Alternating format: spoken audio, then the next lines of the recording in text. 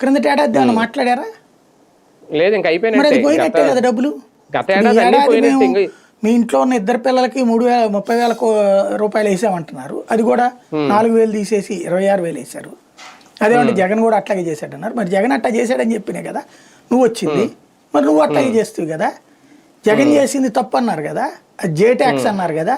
ఇప్పుడు ఇదేం ట్యాక్స్ అనాలి? బీ ట్యాక్స్ అనాలా? అదే సందర్భంలో ఇప్పుడు పోనీ అందరికీ వేస్తున్నారా? ఆ రోజున అందరికీ వేశారు, ఇప్పుడు అందరికీ రావట్లేదు కదా. ఎంత గొడవలు అయినాయి అప్పుడు అసలు స్కూళ్ళల్లో. రెండోది, ఎక్కడికి వెళ్ళి అడగాలో దిక్కులేని పరిస్థితి ఎప్పుడన్నా ఉంది. అప్పుడు వాలంటీర్ ఉండే, సచివాలయ సభ్యులు తేడా వచ్చిందంటే అంటేనే అడిగేవాడు. ఎక్కడ ఆగిపోయినాయి అక్కడ. కాబట్టి ఆ రోజున జవాబుదారీతనం ఉంది, ప్లస్ బెనిఫిట్ పార్టీలకు అతీతంగా జరిగింది, ప్రతి ఒక్కరికి అందింది. దాని మీద చెప్పిన విష ప్రచారానికి నమ్మారు వీళ్ళు. దాని మీద చెప్పిన తప్పుడు ప్రచారాన్ని నమ్మారు. నమ్మి అంతకంటే ఎక్కువ వస్తున్న ఆశ పెట్టుకున్నారు.